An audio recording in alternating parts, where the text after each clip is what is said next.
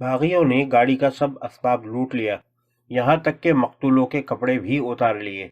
لالا رخ کی والدہ کے پاس جتنا زیور تھا وہ بھی چھین لیا گیا، اور لالا رخ کے کانوں میں اور گلے میں جو گہنا تھا وہ بھی زبردستی اتار لیا۔ اس کے بعد آپس میں مشورے کرنے لگے کہ ان دونوں کو کون لے۔ ایک سوار نے کہا، عورت جوان ہے، اس سے میں شادی کروں گا، اس کو مجھے دے دو اور اس کے عوض میرے حصے کا زیور لے لو۔ مولانا عین اللہ کا قاتل بولا، اس لڑکی کو میں لوں گا کیونکہ میرے کوئی اولاد نہیں ہے۔ چنانچہ اس مشورے پر عمل کیا گیا اور لالا رخ کی والدہ کو ایک سوار نے اپنے گھوڑے پر بٹھا لیا اور لالا رخ کو مولانا عین اللہ کے قاتل نے اپنے گھوڑے پر سوار کر لیا۔ لالا رخ اماں اماں کہہ کر رونے لگی تو اس کی ماں نے اس سوار سے کہا کہ میری لڑکی کو بھی تو لے لے تاکہ ہم دونوں ایک جگہ رہیں۔ اس سوار نے کہا، میں بھرت پور کا رہنے والا ہوں اور وہاں تجھ کو لے جاؤں گا، اور یہ سوار جس کے حصے میں تیری لڑکی آئی ہے سوہنا ضلع گوڑکا نوک کا رہنے والا ہے۔ ہم اپنے آپس کی تقسیم کو بدلنا نہیں چاہتے۔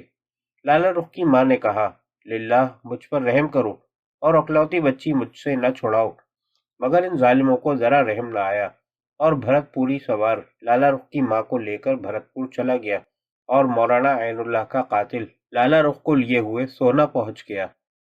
لالا رخ کا بیان ہے کہ جب میری والدہ مجھ سے جدا ہو کر چلی تو وہ اپنے بال نوچتی تھیں اور دھاڑے مار مار کر روتی تھیں، میں بھی اماں اماں کہہ کر چیختی تھی، مگر ان ظالموں کو ہم میں سے کسی کی فریاد پر بھی رحم نہ آتا تھا۔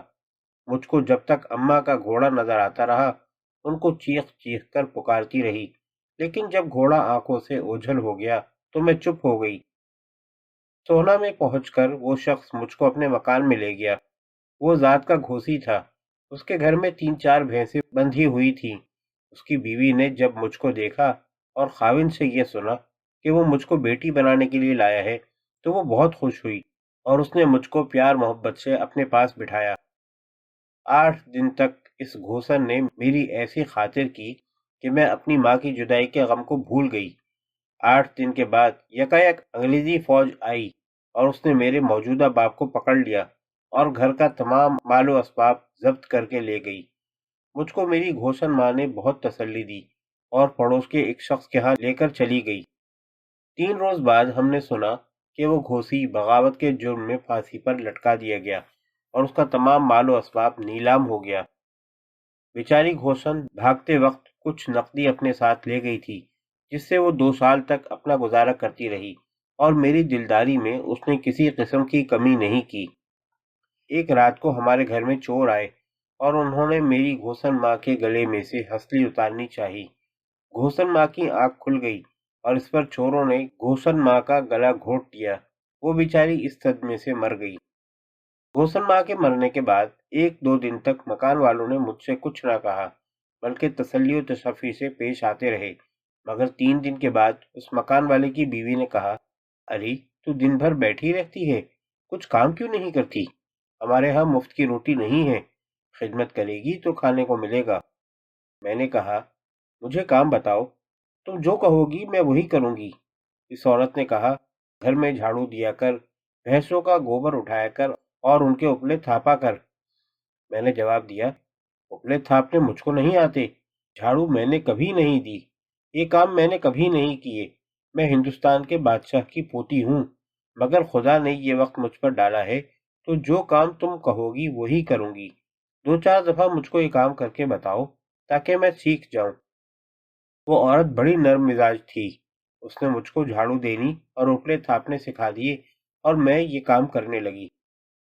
ایک دن مجھ کو شدت کا بخار تھا اور اس کی تکلیف کے سبب مجھ سے اوپلے نہ تھاپے گئے۔ اس عورت کا خاوند گھر میں آیا اور مجھ کو پڑا ہوا دیکھا تو اس نے میرے ایک ٹھوکر ماری اور کہا، 10 بج گئے، تو اب تک پڑی سوتی ہے، یہ لال قلعہ نہیں ہے، گھوسی کا گھر ہے، اٹھ کر بیٹھ اور گوبر تھاپ۔ گھوسی کے ٹھوکر مارنے سے میری آنکھوں میں آنسو آ گئے۔ میں اٹھ بیٹھی اور کہا، مجھ سے خطا ہو گئی، میں ابھی گوبر تھاپتی ہوں۔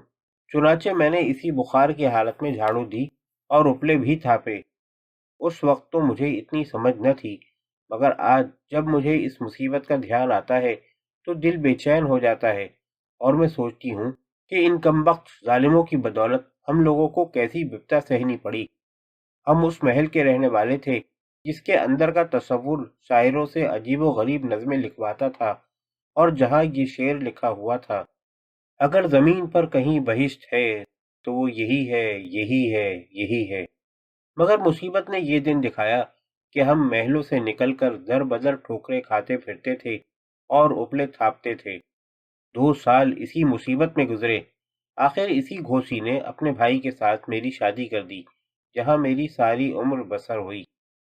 میں نے گھوسیوں کی زندگی میں جان بوجھ کر کبھی قلعہ اور اس کی بادشاہی کا خیال نہیں کیا، مگر میں مجبور تھی کہ دل ہر روز بچپن کا وقت یاد دلاتا تھا، اور سوتے میں بھی دیکھا کرتی تھی کہ میرے والد مرزا مغل مسند پر بیٹھے ہیں، میں ان کے زانوں پر سر رکھے لیٹی ہوں، لونڈیاں چنور ہلا رہی ہیں، اور دنیا مجھ کو بہشت کا ٹکڑا معلوم ہوتی ہے۔ لیکن جب آنکھ کھلتی تھی تو ٹوٹے ہوئے چھپر، ایک چکی، ایک چرخا اور 3 چارپائیوں کے سوا گھر میں کچھ بھی نظر نہ آتا تھا۔ اب اگر کوئی مجھ سے پوچھے کہ کیا تم مرزا مغل کی بیٹی لالہ رخ ہو، تو میں صاف کہہ دوں گی کہ نہیں، میں تو ایک غریب گھوسن ہوں، کیونکہ آدمی کی ذات وہی ہے کہ جس ذات کے کام کرتا ہو۔